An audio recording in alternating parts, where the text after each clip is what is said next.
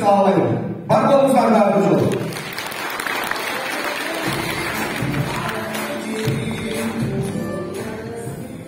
Hurmatlı mekemdeşler, bana toğlu 3 günden keyin bizden mamleketimizde çok kuruluş oldu. Mamleketimizdeki Kırgız Respublikası'nın Çoğuluk Kengesinin şaylooga бүгүнкү күндөгү атсалышып жаткан азаматтардын арасында биз дагы ушул жараткан Кудайыбыздын алдында, эл журтубуздун алдында, мекенибиздин жүзүндө өзүбүздүн алдыбыздарда сиздерден апат алайык деп арызданып, мынакей чоң ат чабышына чыгып, буйрса сиздердин алдыңыздарга келип отурабыз, урматтуу балдарым. Урматтуу бектугандарым, биздин программа en birinci mıyzamlılık, adaletlülük, sosyallık teknik degen programmada olur. Bu mıyzamlılık taktik degen özümüzдөр bilesizler. Buna mamleket 30 yıldan beri mamleketimizdeki mıyzamlar, jakşı mıyzamlar çıkıp atkanı, blok uşul, jakşı mıyzamlar бүгүнкү күнгө чейин atkanılmay жаткандыгы бүгүнкү күндө ар бир кыргыз жаранын жүрөгүнө болуп келет. Masalan alsak, sosyallık teknik жөнүндө айтып кетсем, эмне үчүн биздин коомчубузда социалдык теңдик жакшы болбой атканы? Мен муну ар бир айылдарга, ар бир жайыл панфиловго, ар бир биздин бир туман боордошторубуз жашаган айылдарга барып, баардык көйгөйлөрдү өз көзүм менен, өз ар бир адам менен баарлашып, кеңешип, акылдашып, элдин берген сунуштарын алып мен ар дайым көрдүм, өзүмө жазып алдым, тумандар. Бүгүнкү добова ар бир айылда, бир айылда суусу жок. Bir ayında kılığı yok, bir ayında mektep yok, bir ayında бүгүнкү bala bakça yok. Bunun bari sosyallık bölümü. Biloksa şu anın içinde en negizgisi, ben baştan beri bunu ayta başladım. Детская пособие деген бар, урматтуу балдар. Билесиздер, мына жерде айрыкча эжелер жеңелер отурасыздар. Туурабы балдар? Детский пособияны сиздер түздөн-түз биринчилерден болуп алам десеңиздер, арызданып жергиликтүү бийликке барсаңыздар, комиссия түзүп артыңыздарда жүрөтөт. Үйүңүздөргө дароо кирип келип, урматтуу мекендештер, сенин үйүңдө телевизор бар экен, холодильник бар экен, сенин машинаң бар экен, сенин 2 үйүң бар экен, сенин 2 гектар жериң бар экен, бирок тилекке каршы сизге пособие бере албайм деп коет, же туура эмеспи туугандар? Бул жерде мына социалдык теңдик болбой атат, урматтуу мекендештер. Мынакей бүгүнкү күндө бир үйдө, урматтуу мекендештерим, bir үйдө атасы, апасы, улуу баласы, келини, кичүү баласы, келини болуп, bir үйдө 3-4 үй менен жашап атат, урматтуу туугандар. Баада туугандар туурабы? Аз эмес, көп туугандар. Бүгүнкү жергиликтүү бийликке туура, катыктуу, адилеттүү мыйзамды жазып берип, жергиликтүү бийликке тез арада ичинде биздин жаш эрмек, жаштар үй бүлөсүнө, мүмкүнчүлүгү чектелген, жетим жесир, кыйналып аткан үй бүлөлөрдүн баарына тез арада турак жай менен камсыз кылыш үчүн биз тез арада участкаларды үй салууга бөлүп бериш керек, урматтуу балдар. Бул экинчиден, үчүнчүдөн өзүңөр билесиңер, Алуксоо деген айыл жергесинде ушул жерден келип отургандар, бир туугандар. Мына биз Союзбалда завод, фабрика өндүрүштө иштеп келгенбиз. Бирок тилекке 30 жылдан бери Кыргызстанда өндүрүш болбой эле бүгүнкү күндө базовый экономика, рыночный экономика болуп калды. Бирок ошол ичинде мал чарбачылык менен, жер менен оокат кылып келе атабыз. Каражатты алып, бала чаканы алып, туугандарым. Туурабы туугандар? Мына өзүнүн оокатын өзү кылып келе атат, карабай эле. Элиме миңдете ыраазычылык рахмат айтам, туугандарым. Ушундай ысырчууну, өйгөтөмдөрдү, ысырчуулуктарды сабырдуулук менен көтөрүп келаткан калың кыйын Манастын тукумдарына мен ыраазычылык рахмат айтам, туугандар. Мына мекендештерим, өзүңүздөргө малым, мен бир нерсе дагы айтып кетейин. Аукцион дедим. Аукционго мисалы айылда арыз жазып кайрылам десем, bir ayda Eşmat Taşmat Hasan Hüsam katışta aukcionga katışar menен Eşmat ошо айылдын Eşmat'ın 1000 сомдон баштапкы баары койсо, аягы үсөлү, эң айылы үсөлү 4000 сомго көтөрсө карапайым. Бирок тилекке каршы Бишкек шаарынан келген бир корпорациянын директору же болбосо фирма, компаниянын же бир чоң христианский дыйкан чакырганын бир жетекчиси келет, чоң бир бай олигарх. Бүт биздин Bizim ayın ceresinde var, tücceleri var, fubayesinin cereleri. 100-150-200 hektar var. Bir kişi bu doğal duramaz mı dumanlar? Bugün de Karapay'ın 1000 hektarga, 50 hektarga zarba olamaydı dumanlar. Alamay gerek dumanlar. Buna bunlarla satsalık teknik olmayacak işte. Buna Kuday'dan olup Caratkan Allah'tan yol verip Kuday duyurursa.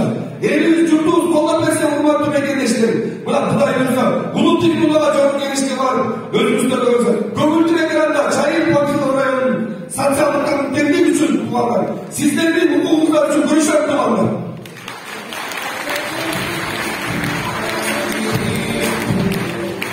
Hurmatlı mekenleştirin. Buna özümüzde bilesizler. Hazır. Kim bayraklar? Bağırdır memleketke değiştirir, bütün bayrak. Buna başımızda da yazılan yer, su, taş, kum, bağırdır den hurmatlı mekenleştirin. Bağırdır den Kırgız el çapadan el anı iyisi diyorlar. Bu İslam'ın memleketin de iyisi diyorlar. Büyük günde buna kim bayraklar bağırdır, büyük günde el bitmez hurmatlı manlar. Allah'ın bağırdır öz bağırçında bol verir. Arzan aksaların lisenziyalar satılmakta. Büyük günde hurmatlı manlar. Allah'ın bağırdır, memleketleştirin, bulutlaştırışı gerek. Buna bizde prezidentimiz Sadır Nurbaşoyev canlı reformalar başladı. Bulutlaştırıyor, memleketleştiriyorlar. Bir de mesele aydan tuğmalar.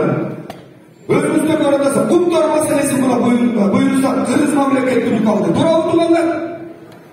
Buna şunday sayası yer gerek bugün de biz de özümüzdür. Cahil Partili Rayon'da tuğmalar. Bizim gen bayraklarımız. Bizde bugün de memleketler değişiyor ülkeleri var deriz. Memleketleştiririz gerek tuğmalar. Uçuk vakit geldi. Bundan çıkar tuğmalar. Özümüzde prezident hazır investitsiyon dolborları. Buna investitsiyon kaçan bizim rayonumuzga partili jaylarga keladi. Eğer biz memleketimiz siyasi stabillik tinch bolsa, memlekette tinchlik bolsa, rayonumuzda ba'zi şartlar bolsa, bizden sırttan investitsiya özgürlük tuğmalar. Buna ben yakında Avrupa'nın Germaniyaga olib geldim. München şahrına vardım. Praga'ga vardım, Çekya'ga. Türkçe İstanbul'a vardım. Alçakta benimle tanışıp verdim tuğmalar. Ayakta bugün günü göğüs otkan. Kartofni перерабатывающий завод qanday turadi? Молоко перерабатывающий qanday turadi? Mini gezler qanday qurilish kerak? Bugungi kunda elni qanday yumush bilan sıkmış kerak? Bugungi kunda mamlakatlik investorlarga ichki va sirtqi investorlar qanday jahon shartlar tuzlash kerak? Qanday mezonlar ishlash kerak? O'sha joyda men o'y yuritidan borib kelib, men o'zim qarab keldim tuğmalar. Elim hurmatlı tuğanlarım, bizim alardan hiç kanda işçilerimiz gelmez. Allah Teala bizge barımızga birde şart vergen. Alarda var iki göz, bizde de var. Alarda var dil, bizde de var. Alarda var yürek, bizde de var tuğanlarım. Böyle nege aların ekonomikası büyük, nege bizde kıldı. Nege ar bir adam yüreği orta durumunda tuğanlar. Anı içinde medikin orta adam. Ar üstüne namus boş gerek hurmatlı tuğanlarım. Bugün de bazı şartlar var memlekette. Bizge bir tane nerse jetmeyler tuğanlarım. Al ıntımat jetmeyler tuğanlarım. Al bir üstü tuğra düşünür jetmeyler. Buna bugün ben sizler çakradılar.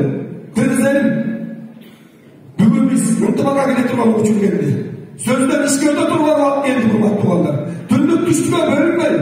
Batış çıkıştı verin. Korktuk olup verin.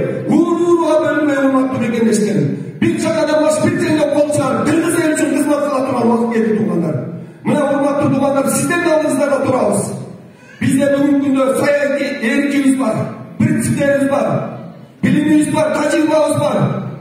Bir kadar neyse jetmeyler. Sizden kollarınızdan jetmeyler tuğanlar. Kollar ister mi tuğanlar?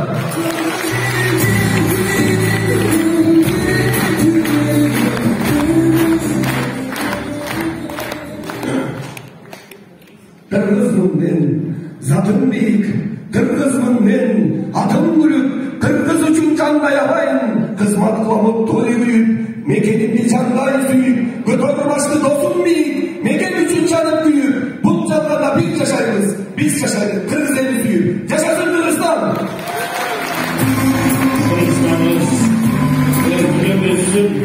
Oymam benden.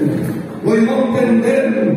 Kurbağa sözgü toymam benden. Kuraya kapata yük böldüm. Koy içkisin çıktısın soymam benden. Oymam benden.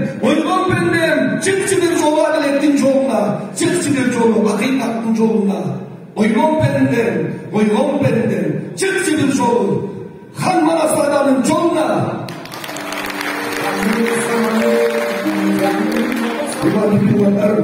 Biz nege bu hesaplarda okualım? Mana 28 noyabr жақындап қалып тұрмандар. Biz таза шайлоо үчүнбүз. Урматтуу мекендештер, 30 жылдан бeri карапайым элди алдап, туура эмес саясат жүргүзүп бүгүнкү күндө өз кызыкчылыктарын, өз бизнестерин сактайм деп келген. Бул азаматтарыбыз арабыздан чыгып бизди баарыбызды керек болсо регионго бөлүп, урууга бөлүп кетишке мүмкүн. Алар өздөрүнүн бийлигин, мансабын сакташ үчүн бүгүнкү күндө аларга биз жок дешиш керек. Учурлерди туугандар. Келгиле урматтуу туугандарым, таза шайлоого келели, адилеттүү шайлоого келели. Балдарыбыздын, кыздарыбыздын, небере чөбөрөбүздүн келечеги үчүн чогуу бир болуп, бир жолго Манас Атанын жолуна чыгайлы туугандар. Чогуу бир болайлы да таза шайлоо үчүн кылайлы туугандар.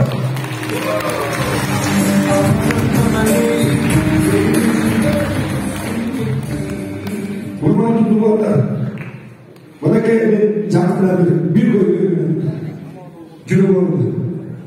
Азыр мамлекеттин акчасы каякка кетип атат, каякка кетип. Мамлекеттин акчасы көбүрөөк туугандар. Бүт бар шарттар бар экен. Биздин бүгүнкү күндө саламаттык сактоо, образованияга, культурага, баардык ошол эле наукага, жаштарга, спортко баардык тармакка жетип турган акчабыз бар экен. Бир баарын эсептеп көрсөк, 198,5 миллиард чакчыгын 7 тубан, 44 райондогу баардык жергиликтүү бюджеттин, мамлекеттик бюджеттин баарын эсептесек, 450ге баардыгы келе жетет экен. Бир гана нерсе, элдин рызкысын элге бериш керек экен туугандар. Менин депутаттыкка баратканым урматтуу мекендештерим. Депутат бул ким? Депутат бул элдин үнүн жеткирген, акыйкаттык, адилеттүүлүктү, атта тыраңгара деген, чынчыл, адилеттүү, принципиалдуу мыйзамды жазып, өкмөткө мыйзамды берип, өкмөттү кайра надзор көзөмөлдөш керек урматтуу туугандар. Эгерде ошол акча каражат өкмөттөн туура эмес жакка кетип атса, же мыйзам туура эмес аткарылып атса, анда улуу трибунага чыгып алып, урматтуу мекендештерим деп, урматтуу өкмөт деп, мынау туура эмес жазылып атат, мынау туура эмес аткарылып атат, бул каражат каяка кетип атат деп, элдин үнүнөн чыгып ошол жерде сүйлөй турган убакыт келди туугандар. Айрыкча мен айта кетейин, айрыкча 10 жыл 15 жылдын ичинде биздин Жайыл Панфилов районундагы элибиздин талам талашкан депутаттарды көрдүкпү туугандар. Айтылат чындыкты, урматтуу мекендештерим. Көгүлтүр экрандан Жайыл Панфилов районунун намысын, таламын, элдин көйгөйүн, элдин проблемаларын көтөргөн депутат барбы туугандар? Урматтуу туугандар, жок деп өзүбүздөр айтасак, халк айтса калп айтпайт дейт. Ошол үчүн урматтуу туугандар, 28 ноябрда тартыптуу, туура, таза шайлоо болуп, бизге окшогон жигиттерге берсеңиздер, биз сөз түрдө сиздердин талабыңыздарды талашабыз урматтуу туугандар.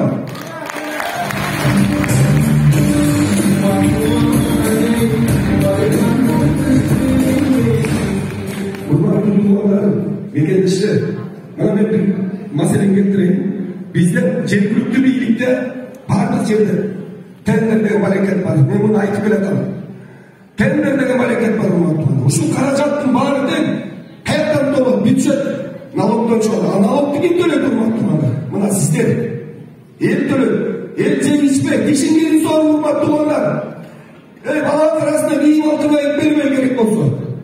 Налогун төлөйт айынан кой, налогдон сууга, жерге баарын беребиз. Туурабы туугандар? Ошол каражаттын баары тең бүгүнкү күндө кайра элге бериш керек деп принцип болуш керек. Бирок ошол акчаны бүгүнкү күндө тендер бербейдилер, тендер деген баракет, тендер деген туугандар. Бул чындыгында тең бөлүп жабал деген сөз экен. Нага коррупцияны ошол жерге туугандар, гүлдөгөн жери. Мына мен баягыда жакында эле айтайын. Буну да айтып келатам. Бир жерге барып калдым. Жөнөкөй айткан кечирип коюңуздар. Туалетке кирдик, бир туалет, биягы 1 метр, биягы 1 метр. İçini açıp bize üstünde bir şey durduran eğitimleri bol bol. Yemin şu tuvaletin tenderiniz boyumuzu urmattırmanlar. 88.000 zor atacaklar durmanlar.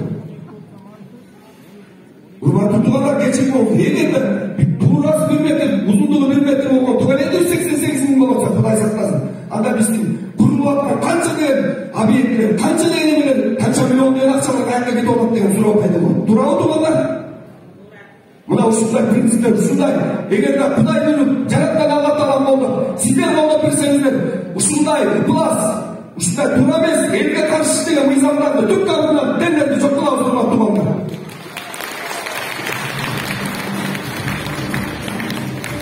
Урматтуу балдар, билим берүү тармагын айталы программабызда. Билим берүү тармагы бүгүнкү күндө Кудай сактасын аябай төмөнкү мамлекетке түшүп кетти. Туура бүгүнкү күндө мен мугалимдердин урматын, адебин, алардын сый урмат калдырбайм, аларга таазим. Ушундай орчулук балдар биздин бала арасында окутулат. Бирок урматтуу балдар, мына ушул жерде аталар, апалар отурат. Ушу сиздерди окуткан оонда союздун мугалимдери кандай күчтүү эле туугандар. Туурабы? Анткени ал убакта высшеквалификационный педагогдор, күчтүү физиктер, математиктер, биологдор, тарыхчылар биздин айыл жергесинде эле турмушуна барып биздин балдарыбызды окуткан, татыктуу билим берген. Ошо балдарыбыз арабыздан чыгып кыргыз мамлекетинин бутактарында, бизнес чөйрөсүндө бардык ишкерликте бүт жерде иштеп жүрүшөт. Алар ошол мугалимдердин тарбиясын көргөн. Бүгүнкү күндө биз дагы эгерде күчтүү мамлекетти курабыз десек, биз күчтүү билим беришибиз керек. Ал эми күчтүү билимди бере турган болсок, биз күчтүү мугалимдерди алып келишибиз керек. А күчтүү мугалимдерди алып келиш үчүн урматтуу балдар, мамлекет күчтүү мугалимдерге шарт түзбөш керек. Айлык акысын күчтүү кылып бериш керек. Туурабы балдар? Социалдык коргоосу, мындан тышкары стимул, турак жай баардык жагын биз коргоп бериш керек. Болбосо бүгүнкү күндө биздин күчтүү мугалимдер чет өлкөгө кетип атат туугандар. Туурабы, туура эмеспи? Бизнеске кетип атат. Анткени акчанын жетишпестигинен туугандар. Ошон үчүн мен мекендештерим, биздин да балдарыбыз, келечекте балдарыбыз татыктуу билим алыш үчүн биз буюрса, Кудай буйруп депутат болуп калса, билим берүү тармагына биринчилерден болуп туруп көңүлдү бураган туугандар. Билим берүүгө реформалар жасаш керек туугандар. Халыкты саламаттык сактоо жагынан коргоо. Былтыр бизде апат өттү, урматтуу туугандар. Кайгылуу, каргашкы окуя. Мындай окуя эч качан кайталанбасын. Туугандарым, арабызда мекендештерибиз өтүп кетти, бир тууган боордошторубуз өтүп кетти. Жаккан жерлери жайылуу топурактары топ болсун, ыймандары жолдош болсун, урматтуу туугандарым. Бирок ушул апаттан кимдин күчү менен болду? Жумурай жүргөн сиздердин элибиздин күчү менен чогуу чыкты, урматтуу туугандар. Элдин ынтымагы менен, эл 1 сом ичпеге 1 сом, 100 сом, 1000 сомдон акча чогулду. Керек болсо биздин мигрант бир туугандарыбыз Питер, Москвадагы канчадан бир туугандарыбыз акча каражат салып атып, бизди ушул кыйынчылыктардан суруп чыгып кетти туугандар. Туурабы же туура эмеспи? А бүгүнкү күндө биздин больницабыздын кебетесин Кудай сактасын, Советский Союздан калган бүгүнкү күндө элибиз батпай барат туугандар. Бүгүнкү күндө алардын аппараты, бүгүнкү күндө алардын мамилелүү дары-дармектүү нерселерин баары бүгүнкү күндө талапка жооп бербей жатат. Биз ошон үчүн саламаттык сактоо жагынан коргоо үчүн жаңы борборлоштурулган, жаңы Жайыл, Панфилов райондор үчүн мамлекеттик деңгээлде күчтүү чоң клиника больницаны ачыш керек. Ал жерде баардык шарттар менен бар. Бүт аппараттары коюлган, бүт жабдуулары бар. Бизди Кудай сактасын. Ушул жерде оорубайбыз бар, бүт туугандар. Кудуруп ооруп калсаңыздар, направлениени кайерге берет? Любой врач юрфага жөнөтөт. Туурабы же туура эмеспи? Невропатолог алайын. Эгерде баш жабы ооруп же тыйналып атсаң, сени юрфага жөнөтөт. Сен биринчиден жол кире кетирип атасың шаарга же.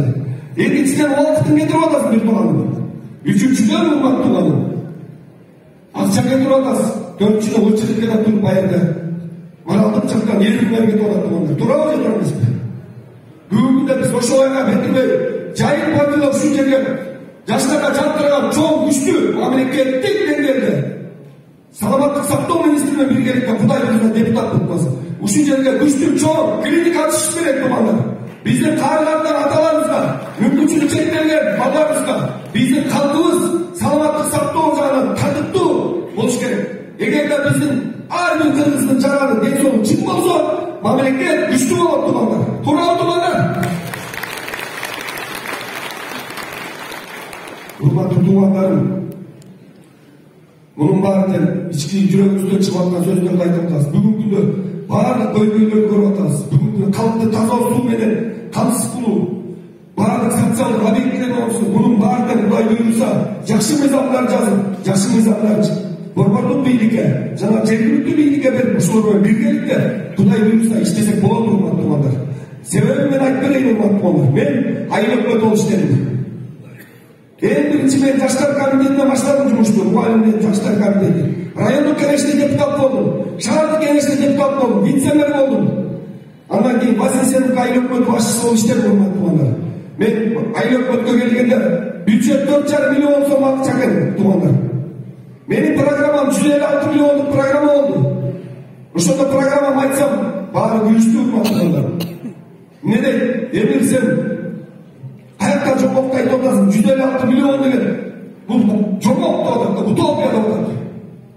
Болма 4 миллион акча көрсөң, кантип 156 миллиондук проекттен киргизем деп атасың десе, мен айттым, урматтуу туугандар. Биринчи саясий эрк керек экен.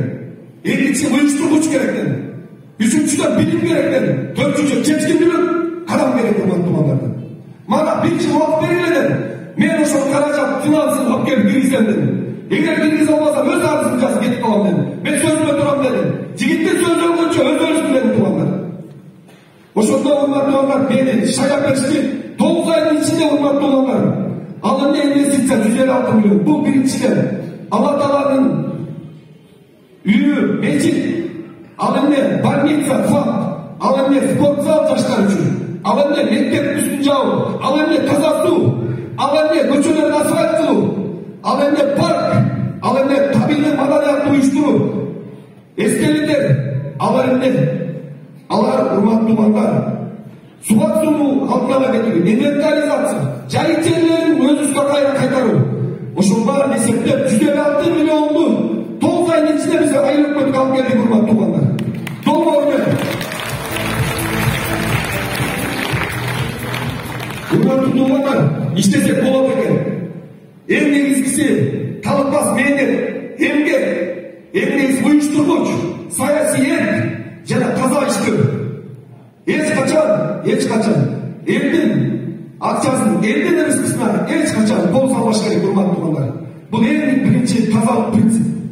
Эгерде элдикин элге эле берсек, урматтуу туугандар, кереги жок асмандан истеп, кереги жок анын жердин жети кабатынан истеп. Элдин рызкысы өзүнүкүнө жетет. Ошону алмай, жутпай, чөйтөккө салбай, бейилдей бармак, Кудайдан коркуу үстүнөн биринчиден. Элге берсек, келечекте биздин элибиздин жашоосу өзүнө болот, урматтуу туугандар. Мен ага ишенем, туугандар. Ошол урматтуу туугандар, жумушту жакшы аткарган үчүн Панфилов район акими болуп иштедим. Панфилов район акими болуп иштеп атканда көп көйгөйлөр менен жолуктум. 29 айдын ичинде ар бир көйгөйдү өз жоопкери менен кездештим. Элдин үнү көп проблема. Бүгүнкү күндө жетим-жесирлер кыйналып аткан үйлөргө электр энергия боюнча суу, жол, мунун баарын айттым. Эгерде мунун баары качан чечилет? Өндүрүш болгондо бизде, завод фабрика, бизде жумуш ордунан камсыз болгондо, биздин бюджетибизге налог канча түшкөндө, акчабыз кенен болгондо мунун баарын чечсек болот дедим, урматтуу туугандар. Ошон үчүн мына жакын арада биз проекттерде малый мини гэстер курабыз, буюрса, туугандар. Бул боюнча 4 инвестор турат бүгүн.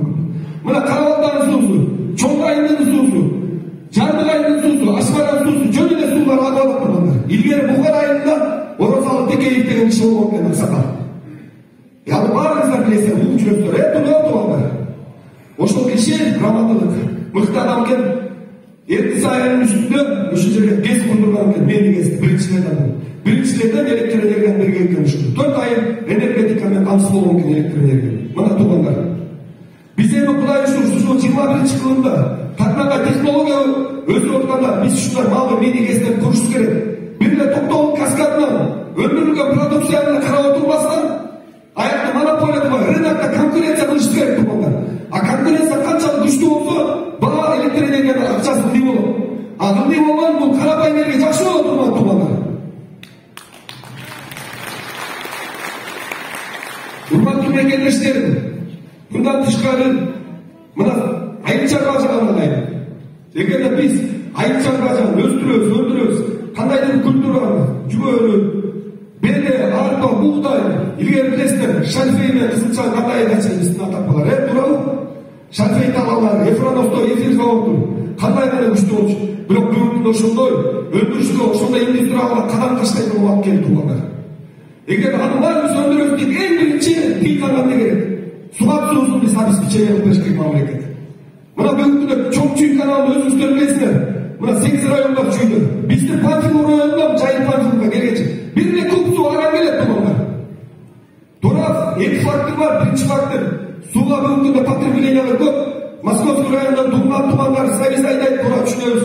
Ар жагында дагы көп кишилер алар бар сууну көп потреблениялар. Алардын артканы кыйын болуп атат айтып атат. Туура. Бирок туугандар, кечирип коюңуздар.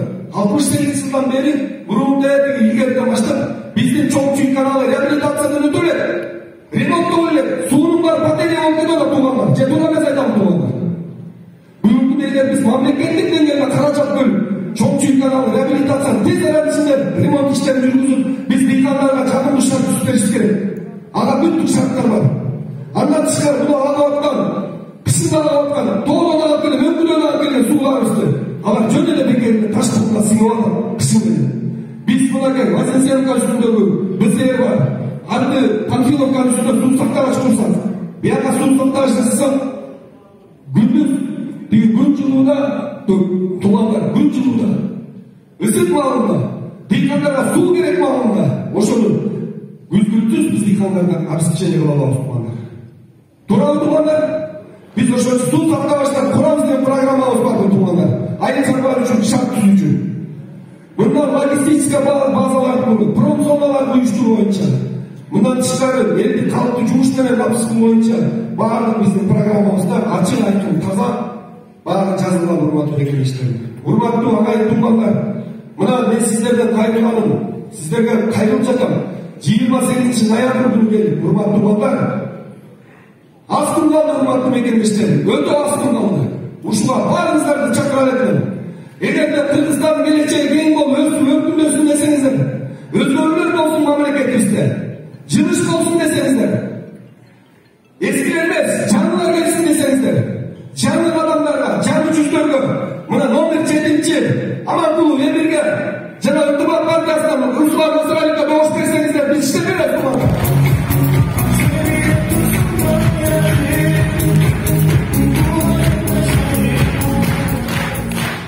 Урматтуу тумандар, жети кабаты бар экен. Асмандын 7 кабаты бар экен. Жып тооло дедиги асманыбызга жаркыраган 7 жылдыз бар экен. Ал эми урматтуу Кыргыздын эр азамат жигитинин 7 атасы бар экен. 7-нин бири Кыдыр Аманкулов Эмир туугандар.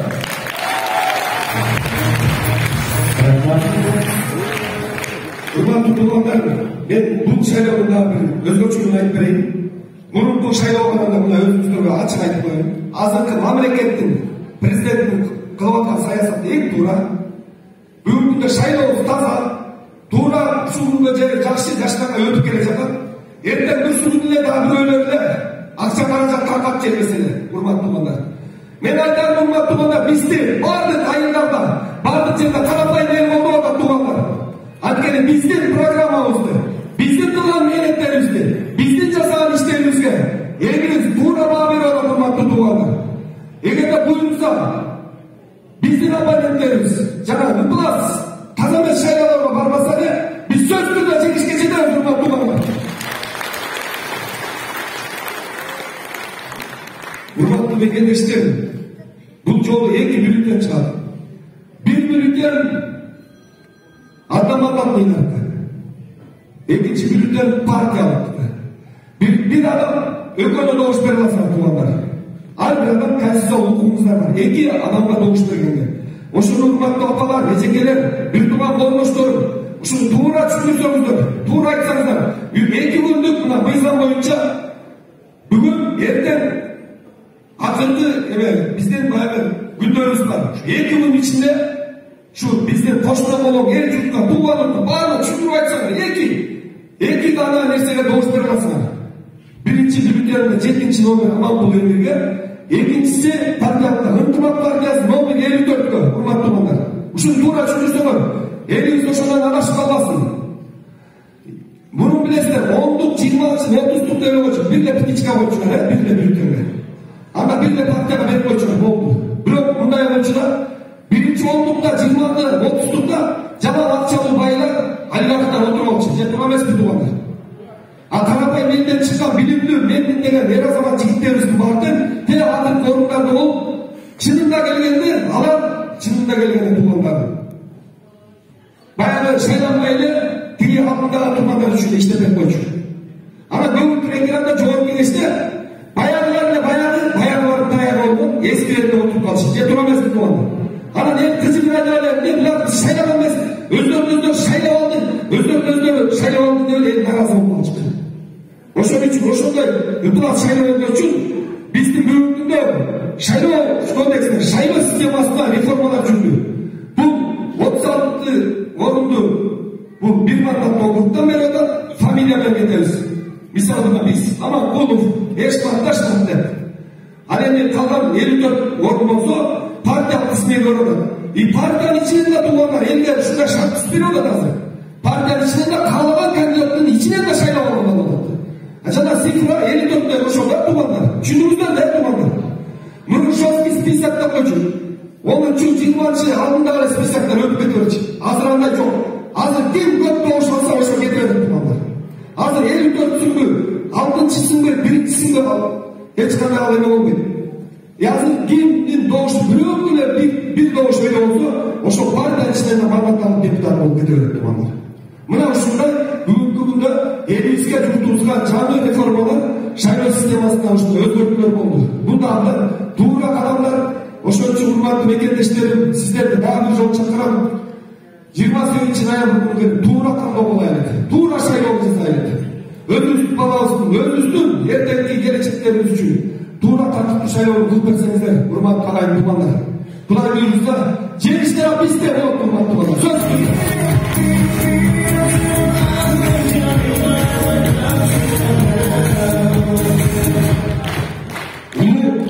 биздин жерлеш Алыкул Осмонов, Үсөйүн Кудайбергенов, Турар Кожомбердиев, кыргыз элинде жеринде Ала Тоо Манасатадан бери келе жаткан Ала Тоо коюнундагы жерди сактаган Жайын Баатыр атабыз болгон тарыхый мисалдарыбыз бар. Биз кыргыз эли, кыран элбиз, кыргыз эли, маданияттуу элбиз, кыргыз эли, бийлик элбиз.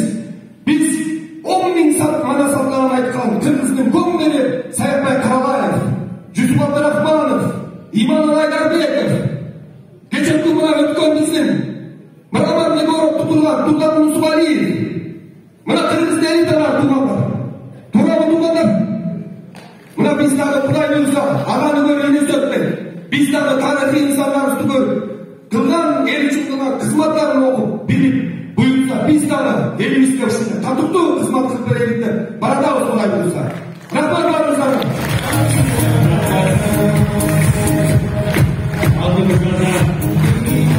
Кыргыз Республикасынын жогорку кеңешинин талапкери, бир мандаттык талапкер Аманкулов Эмин Эркинбекович болду.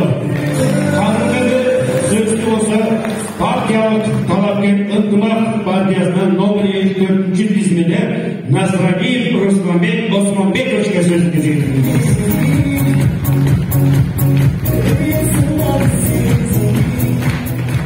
Ассаламу алейкум, урматтуу туугандар, шайлоочулар. Бул жерде Эмир Аманкулов айтып кетти баардыгын. Мен кыска өзүбүздүн жалпак тил менен айтып өтөйүн. Мен азыр айтайын дегеним, бул 30 жылдан бери келаткан Кашанын келип аткан ушул убакка чейин чечилбей келген, 3 революция өтсө дагы чечилбей келген Каша жөнүндө айтып берейин анча-мынча. Мынакей мамлекетибизде 2 жолу, 3 жолу болду да революция. Ошонун 2 жолусунда эч кандай келаткан системаны алмаштырган жок президенттер, келген президенттер. Бул азыркы келген президент бул системаны алмаштырды.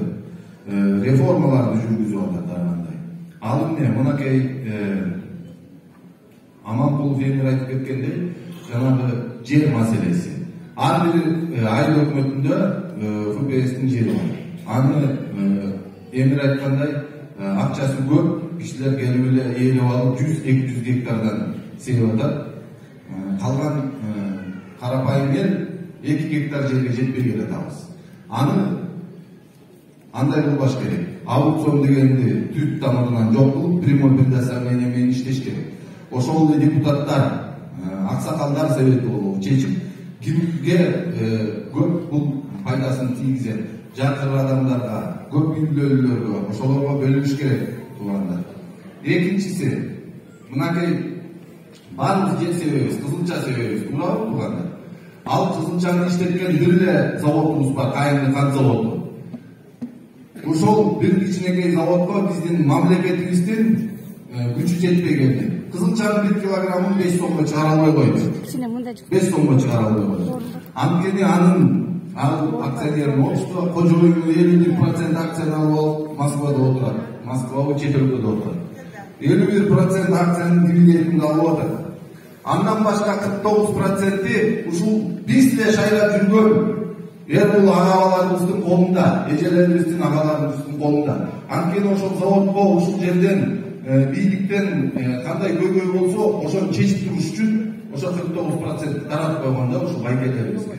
Ошондой болуп калганда. Анан мында 1 тонна кун шекер, 1 тонна кызылчага 3 күчөк кун шекер барса, азыр 1 күчөк кун шекер берип атат. Анын барган 15 тонна кун шекердин 5-6 тоннасын грязно стимне деп жеп коет завод өзү. Жазында бир баа менен сүйлөшөт, күз келип каса баштаганда бөлөк баа болуп калат туугандар. Ошондой кашалар болуп кеткен. Социалдык теңдик деп атат ошону. Анан кийин бул здравоохранение жөнүндө айтып кетти. Мынакей Эмир Аманкулов бул жерде ушундай юрфага окшогон борборлор ачылса деп атат. Аны деле ачса болмок. Өткөн жанагы апат болгондо 650 миллион доллар түштү деп атат биздин каздан. Ал бир нече миллиард сомдо. Ошол эле акчага мынакей биздин Ылдыйкы больницабыз районный больница. Бир канча жыл болду? 5-6 жылдан бери жабылып калды. Энди кабыл албай атат. Бир гана больница, өнөкү больницада баардыгы тыгылып, палаталар жетпей, ооруларды кабыл албай атат. Ошол больница, Ылдыйкы больница, келишип келсе аягын таппай атат. Кийин эмнеге токтоткон? Анткени бизде акча жетишпейт деп токтотуп койгон. Аны бул Кытайдын заводу иштеп турган убакта биздин Карабалданын бюджети менин билишимче 3-чү орунда турганда бюджеттин чоңдугу боюнча. 1-чи орунда Бишкек, Ош, анан кийин Карабалда турган. Биздин Карабалданын бюджети Жалал-Абад, тетиги Токмокко окшогон шаарлардан да көп болчу. Ошондой болсо дагы бул жерге көзүн салып койгон агаларыбыз бар. Анткени бул жердин жери абдан кымбат турат. Бер жагы 20 гектар жер, ал жерге чоң кабат үйлөр түшүшү мүмкүн. Ушуга окшогон объектлерди, соцобъектлерди арткалыш керек. Азыркы кылып аткан бийликтин саясатын мен абдан колдойм. Азыркы келген ажообузду айтып атпайбы, ушуга окшогон соцобъекттердин баарын мамлекет өзүнө алыш керек деп. Жанагы мен айтып өткөн Сахар заводдун 51% акциясын биздин мамлекет алып койсо, ушу биздин мамлекет коет бааны. 10 сом десе 10 сом болот кызылчанын баасы. 15 сом десе 15 сом болот. Ошондо биз чоң пайдасын көрбөйбүз. Ошондой эле Карабалда Кайынды шаарында мен өзүм ошол жерде зам директорлукка чейин иштедим, комбинат строительных материалов деген бар болчу. Ал убагында жанагы панельный үйлөрдүн стеналарын, плита перекрытияларды чыгарып турган. Ошол завод 2010-жылы революциядан кийин жабылып, ошол жерге атын атабай эле коеюн, азыр ал киши президент болуп кетти. Өзү келип туруп бул жерди сатыш керек, жок кылыш керек деп туруп, азыр ал жерде талкаланып, түп-түз гана 20 гектар жер Кытайга өтүп кетти. Териштирип көрсөк, ошол азыр Кытайдын бир банкында заводдо турат экен. Ошого окшогон көп маселелер бар. Анын ичинде мынакей бул тоо кыркасынын баарын алтын, көмүр, таш, ар кандай байлыктарга толтурат. Эмнеге деп атат бул байлыктын баарын, бирок ал туура эмес. Анткени ал жердин лицензияларынын баары алтындыкы болобу, көмүрдүкү болобу, баардыгы уже 30 жылдан бери колдонболго өтүп кеткен, частный колдорго өтүп кеткен. Ошондуктан азыр көмүрдүн баасы бир жерде 3000 сом, бир жерде 10.000 сомго жетип атат. Ошого окшогон кирейген тоону, көмүр басып жаткан тоону баарын мамлекет өз колуна алып туруп кайра сатса өз кызыкчылыгын коет. Мисалы 1000 муштак асылып аткан көмүр ошол жергиликтүү элге 1000 сом болсо, чүйгө келгенде 3000-4000ден ашпайт туугандар. Ошондо биздин мамлекет көзөмөлдөй алат бааны. Азыркы убакта болсо, дале булар жылууну лицензиянын баарын алып алган кишилер жылууну эле кайра бийликке келгиси келип атат. Ошондой эле автобустан кубалап ушундай калың элди чогултуп, өзүнүн программасын айтып депутаттыкка баратат. Алардын бир лицензиясы 30-40 миллион доллар туугандар. Аны алса бир 5 миң сомго алды ал лицензияны. Андайда 4-5 басып жаткандар бар.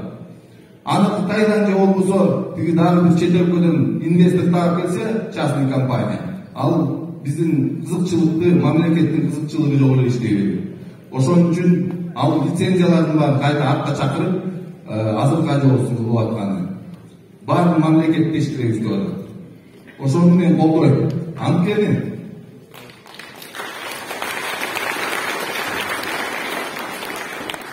ушул 90-жылдан бери карасак, эки райондон чыккан эр азамат байкелерибиз көп, министр болуп келген. Санасак бул эки колдун мандиясы жетпейт туугандар. Азыркыга чейин келатышат көпчүлүгү бийликте. Бирок эч кандай натыйжалуу иш кылып берген жок биздин эки райондо. Анткени аларда чоң бизнестер бар, ал жерге жетет дагы жанагы система менен келаткан. Астына турулушат, списоктун 10-15-20 орун болуп, артындагылары аны түртүп кете берет дагы баягы процентти санап туруп эле астындагы кишилер өтүп кетип атат. Ак жүрөк менен келаткан иштейм элим үчүн деген жаштар болсо артта эле калып кала берген. Ошон үчүн 30 жылдан бери алар баягы эрден кыйшыйбай келаткан ошол эсеби. Бул жолу болсо депутаттардан азыркы реформа боюнча депутаттардын күчүн алып койду. Бийликти депутаттардан алып койду туугандар. Мурда айыл өкмөтүн 11 депутат шайласа, Карабалдагы шаарын 31 депутаттын 16-17 шайласа, ошол депутат айыл өкмөтү же болбосо мэр ошолордун көзүн карабай өтчү да. Карабалда шаарында көрөлү. Карабалда шаарында 7-8 айга бюджет кабыл албай болгон убакта.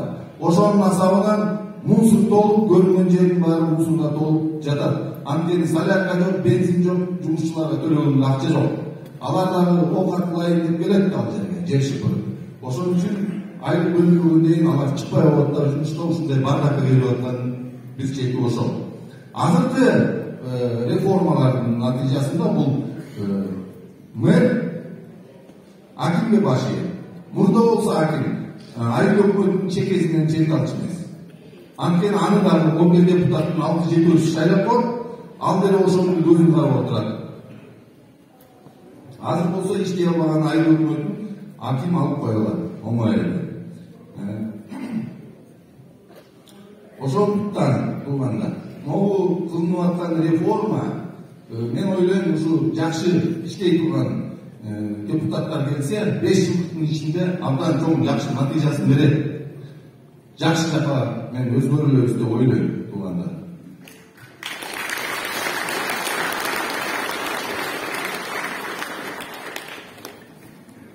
Ошондой эле айтып кетейин дегеним туугандар. Мынакей Эмир мырза айтып кетти, ушу суу жөнүндө, суу маселеси жөнүндө. Бизде суу дагы мынакей Чүй каналын айтты, тазаланбай жатат, бизге суу келбей жатат.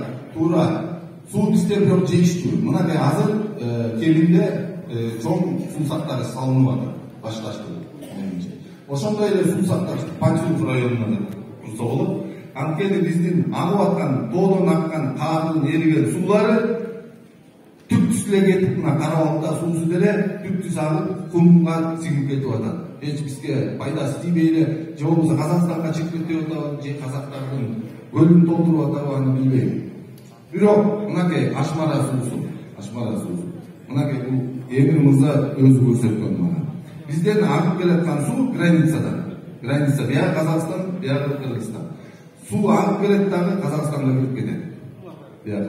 Ал жактан казактар өзүнө керектүү суун алат, кайра кайрылып эле Кыргызстанга кирет, ошол жерге заставаны коюп койгон Казакстан. Анан кийин кааласа жаап коет аны, кааласа ачат, ошондой биздин башкы окутмай иштер менен заниматься этип келет да. Аны билип турган биздин депутаттар эч кандай ага башын оруткусу келген эмес. Ошол жерде 6 километрдей жерди тоону жардуу иштерин жүргүзсө, ошол агып аткан сууну өзүбүзгө кайрылып эле ошол жерге бир көл салып койсо, Панчулук районуна кенен жетет суу. Айтайын дедим.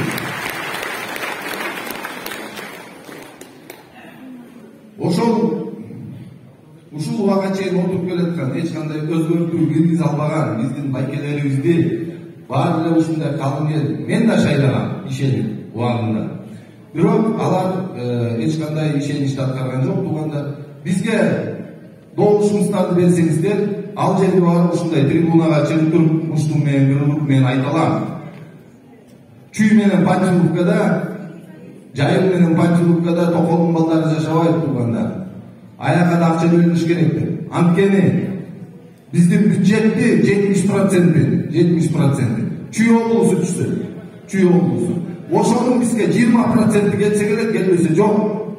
Ал эмне? Ал таза суу, ал садик балдар үчүн, мектеп, спорт залдар болмок да. Бирок биздикилер ал жерге барганда аны менен такыр башка болгусу келбейт. Кээ бир депутаттарыбызды ушу 5 жылда бир да жолу оозун ачып сүйлөгөнүн көргөн жокпуз.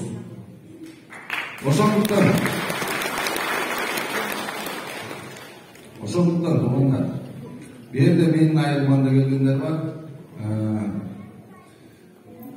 айтып атышат. Өткөндө өзүмдүн айылыма барып калсам, айтышты да бизге спорт зал белгиле дейт. Спорт залды ашар түрү менен салабыз дейт. Ашар түрү деген азыр болбойт, туугандар. Ашар түрү деген эмне? Ар бир акча бериш керек. Ким акча берет азыр? Биздин айылда бир чоң бизнесмен кишини мен көргөн эмесмин. Ал элден чогултабыз деген ой бар. Ал элден чогултабыз деген ал орто жолго келип токтойт, фундаментинен эле токтоп калат да. Ошон үчүн биздин айыл өкмөтү иштеп берсе, жакшылакай, ошол жерге проект жазып берсе, ошону түртүп бергенге мен кудуретим жетет. Бизге ушу Эмир Аманкулов экөөбүзгө добушуңуздарды берсеңер, биз коркпой туруп ошол жерде ушундай калың элдин ишеничин аткарабыз. Жерге таштабайбыз. Анткени менин артымда чоң бизнесим жок. Менин дагы 4 балам бар. Мен ошо 4 баламдын келечеги үчүн болсо дагы күрөшөм. Ал менин балдарым силердин араңарда болот, туугандар. Ошон үчүн ишеничине тартылган бизге добушуңуздарды берип коюңуздар. Мен өзүм Ынтымак партиясынан 54-номер менен каратам. Бул Эмир Аманкулов болсо одномандатныйдан 7-номер менен по-моему баратасың, Туугандар, добушуңуздарды берип коюңуздар биз үчүн. Ишеничиңиздерди актайбыз. Рахмат.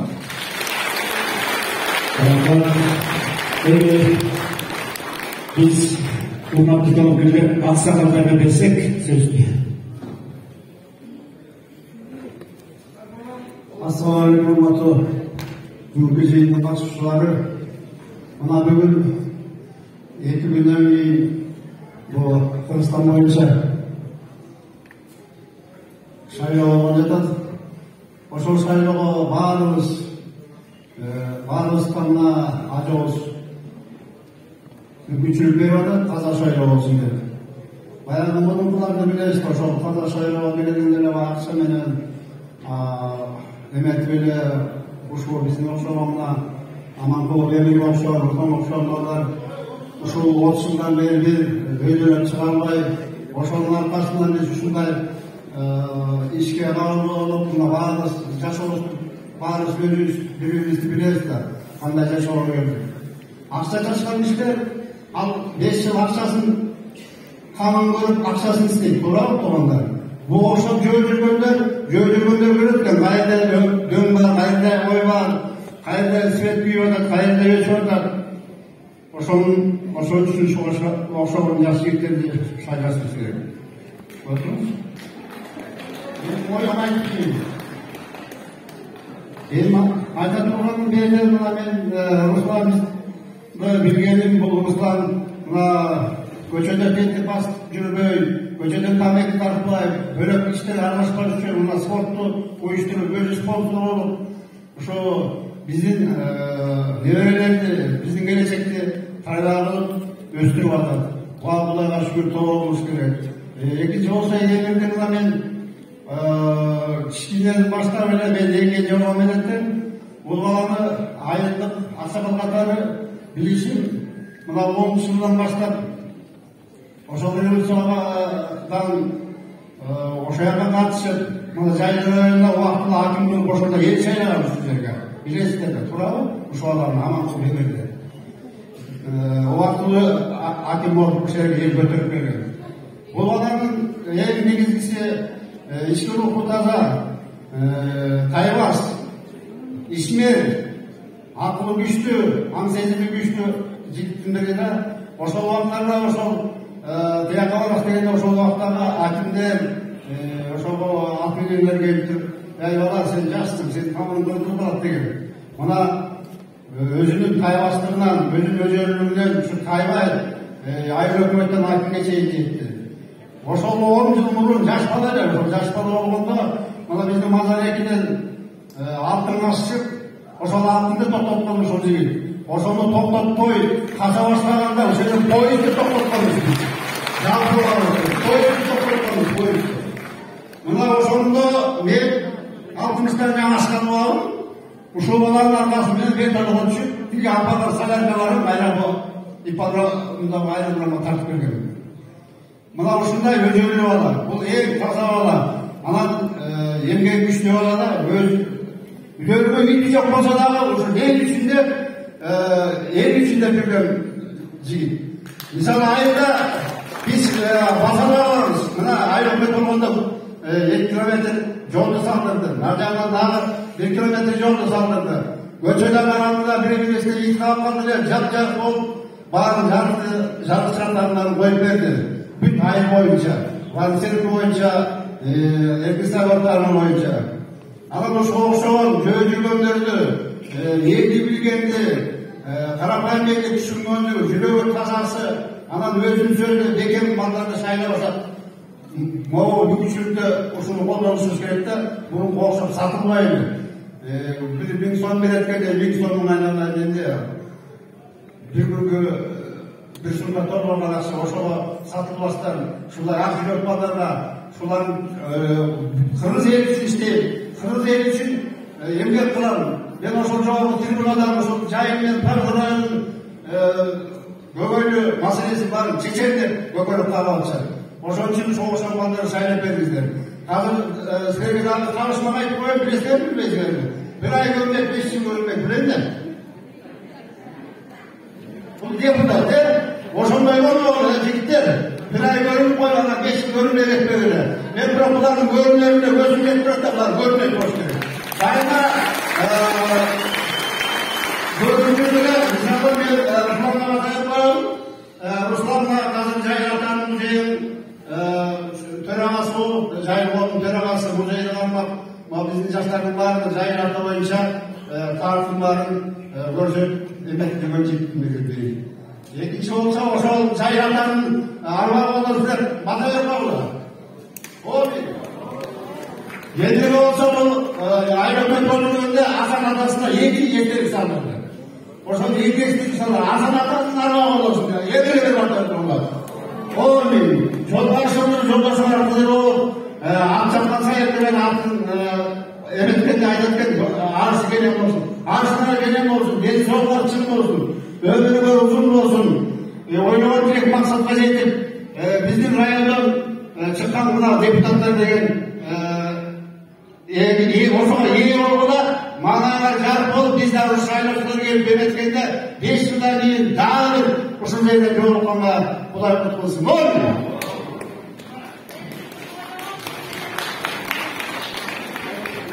Кымбаттуу тургандар, мына бүгүн жакшы күн болуп атыр. Кече ушул жигит орто сайына мен орточулук болдум. Орто сайына кетип кеткен.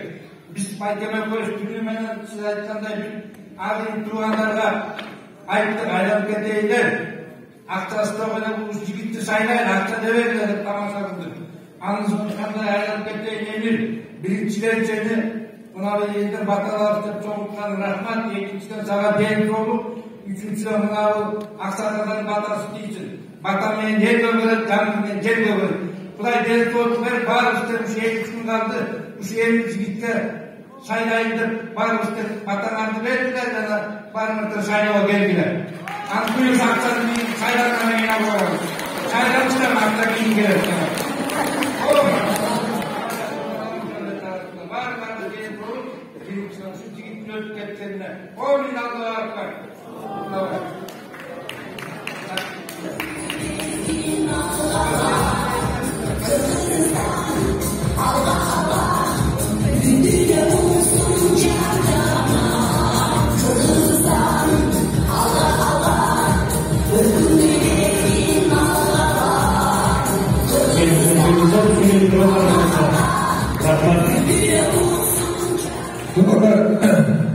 Birtuğanlar hazır kişiler bir 5 minut aldı.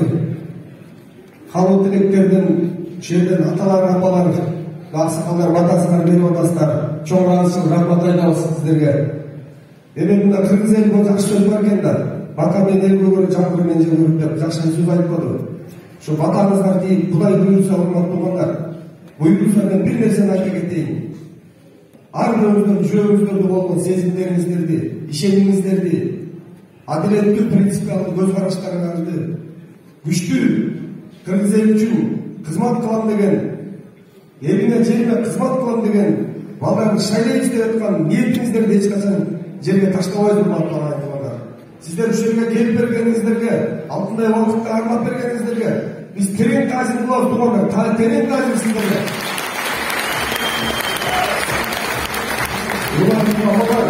Atalar, ben şu kiçik gezimde, yaş gezimde özümün edemen elde ayrılıp, bana atam bizde okutup, bilim verip, ben çoğu atam ardayım açı, balam ardayım eline kızmat kıldı açı, atken ben çoğu atam, ulu atam ekenlik soğuşlarda gelip oldu, 7 yıl front soğuş bergen, ben çoğu atam açı, balam elden ulu oldu açı, mekendi var olan, el jerin sүйгөн, чыныгы Кыргыздын эр азаматы болосуң, эр жигит эл четинде жол бердим деп айтчу андай. Мен ошо атамдын принциптерин тутутуп, кыялдарымды ишке ашырам деген бала кезимден улуу кыялдар бар, урматтуу элим. Сиздерге кайрылам. Бизге ушу кыялдарыбызды ишке ашырганга мүмкүнчүлүк бергилечи туугандар. Мен эч кандай олигархтын байдын баласы эмесмин. Мен чиновниктин баласы эмесмин. Мен жөнөкөй сиздердин карапайым элден үйлөнүп чыккан. Çanda oynop, çuku oynop, at çalında bir su geçip, gitmen çal. Gülüp cer gülüktüm. Nanlarla kısa. Nanlarla tavlat, giyinlerle tavlat de bu şun varım. Çok derine gördüm bunlar. Benim giyinki bizden giyinki baldarımız.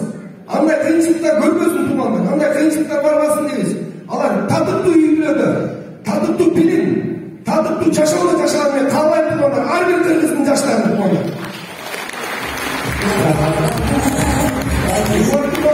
Ben ошол үчүн күрөшкөн баратам. Кудай буйрса ошол принциптер үчүн, ошол баалуулуктар үчүн күрөшөм. Ошол үчүн менин лозунгум эл үчүн кызмат кылуу ыйык милдет деп урматтуулар. Бул Алла Тааладан берилген милдет болот. Мен Кыргызда бекер айтылган эмес. Милдетин алганча илдетин алдым. Мен милдетин алып, илдетин алганга даярмын туугандар. Сиздер үчүн тикемен тик туруп, канчыгада башын байлап, Кыргыз эл үчүн кызмат кылууга даярмын. Çok rahmatlarınız var. Rahmat.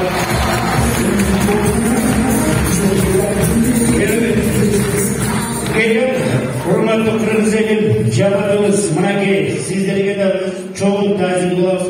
Uşunca çoğun bilgenizler için bizden de oturup dursanızlar, arayıp baskan koyup dursanızlar, biz bu dilge iki talep verdik. Bir kol cevap gözü var şu patağa. Altına çıkıyorsunuzlar.